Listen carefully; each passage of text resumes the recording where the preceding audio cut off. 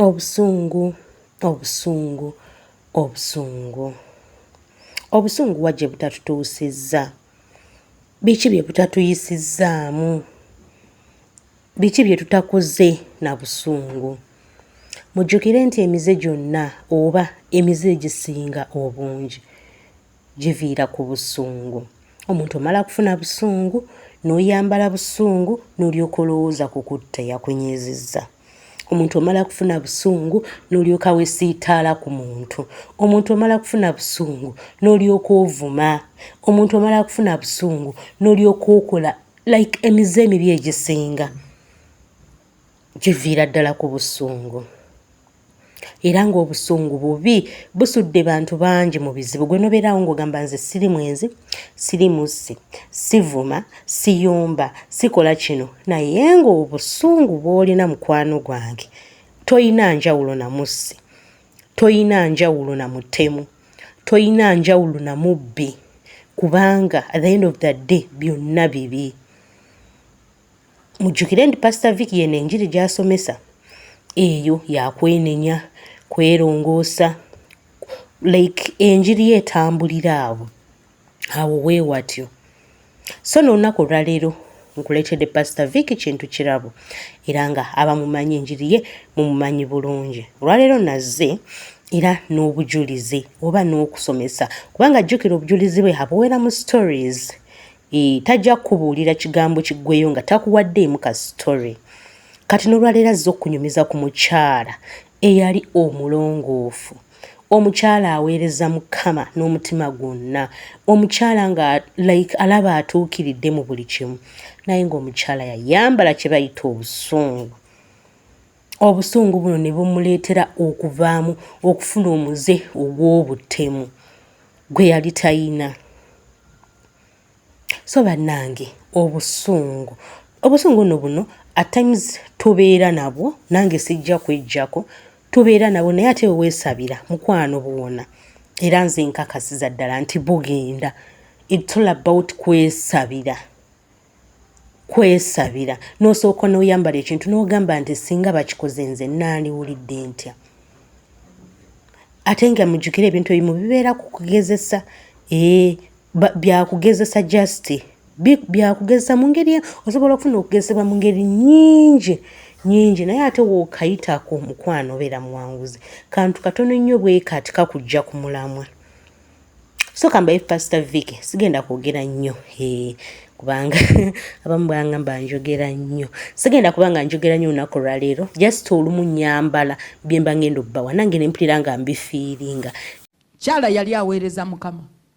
Olunaku lumu Yesu n'amukyalira, n'amutwala n'amulambuza eggulu ennaku 10, n'amulambuza Geyeena ennaku 30. Buli kawungezi yajjanga n'amutwala ne yeeraba ng'ava mu mubiri, ne bagenda n'amukomyawo, n'alaba famire ye ng'esigala abaana n'omwami n'amugamba don't mind, I will take care of your family. Ne bagenda baba bali mu Geyeena. No akatabo kali abantu bano omukyala yalaga experience ye gye yasanga mu Geyeena, naye agamba baba bali mu Geyeena n'asangayo omukyala omu mubuulizi w'enjiri ali muli mu Geyeena naye nga bw'abuulira enjiri. Mulokoke, Yesu ly'ekkubo ge mazima era bwe bulamu, teri ajja eri kitange okuggyako nga ono n'abuuza ate omubuulizi w'enjiri akola ki mu Geyeena? Yesu n'amugamba omukyala oyo omulaba, namuyita okumpeereza ku myaka 3, n'aba mwesigwa, n'ampeereza, n'asomesa enjiri ey'obutukuvu n'obutuukirivu. Era abantu be yasomesa enjiri bangi ku bo bali mu ggulu. N'agaaniyo olunaku lumu aba ali gy'ali agenda okudda nga bbaawe ayenze. Ono kye kyamukululako waya, gwe simanyi bitera kukululako waya naye naawe olina ekikyo. Nze obusungu obwange buli kimu nze kyankululangako waya. Kaakati omukyalo ono n'anyiiga nnyo bbaawe ayenze ate balokole. Kyokka bbaawe bwe bambi ye n'ajja ne yeetonda, amugansaba kunsonyiwa. N'agenda ne mu kkanisa ne yeetondera ekkanisa. Omukyala n'ayambala obusungu ng'omusajja azze ne mu kkanisa ne yeetonda. bwe twenenya maaso ga Mukama atusonyiwa. Ono teyeenenya. Omukyala n'awulira ng'afa okutuusa lwe yakwata obutwa n'abuwa bbaawe n'afa. Agenda okulaba n'omukazi oli akyatambula eyayenda ne bbaawe n'agamba tekisoboka, naye n'amupangira ne bamuwa obutwa n'afa. Ekiseera ne kituuka naye n'akwata obutwa n'abwewa naye n'afa. Ekibuuzo, bw'obanga gwe Katonda yadde yali mulokole byaddala, omugulira luggi ki? Lwa Geyeena. Owulidde bakatonda basaza omusango? Geyeena.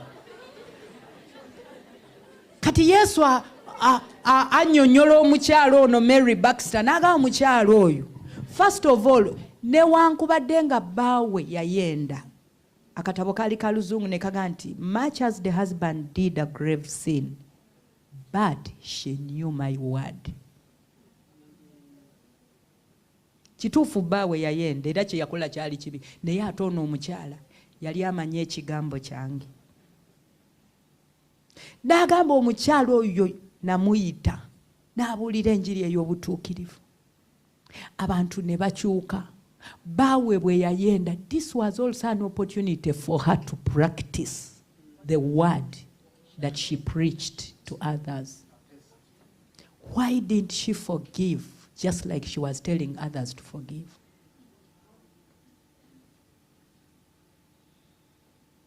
Ekyo ne kimuyingiza Geyeena. N'agamba omukyalo oyo ebbanga lye mmaze naye antegedde. Namuyigiriza eddoboozi lyange ne muyigiriza nti ndi Katonda ava awatali. Ne nteeka rescue plan mu buli mbeera. Era essaala ze nnyingi z'asabye nzizzeemu. Why didn't she wait for me? Ne ku mbeera eno nali ngenda muyamba. N'agamba omukyalo oyo namutumira abantu boogere naye nga njagala mpa obusungu bwe nsobole omutaasa kuba yali muweereza wange. Naye n'atawuliriza. Nange kennyini ne ŋŋenda ne njogera naye teyampuliriza. Omuntu eyali ajjudde okwagala, omutima gwe mpolampola Sitaani n'agenda ng'aguyingira paka lwe yatuuka nga takyalina control ku Sitaani. Sitaani n'amujjuza obusungu, bw'amala okumujjuza obusungu, oluggi lw'obusungu ne luggulira kiri kye batugambye ti omuntu atasobola kuziiza mwoyo gwe alinga ekibuga ekimenyese ekitaliiko bbugwe. Kati awo omuzimu w'obutemu, obusungu bwe bwayingira ne buggula enzigi, ogw'obutemu ne guyingira n'atandika okutemula abantu. N'agamba omukyalo oyo bwe yattira bbaawe nali nkyasobola omusonyiwa. Naye bwe namutumira abantu yeenenye teyawuliriza. Nange kennyini ne ŋŋenda njogera naye nga njagala nsobola omusonyiwa teyampuliriza. Paka Sitaani yennyini lwe yajja n'amutwala ne yeewa obutwa.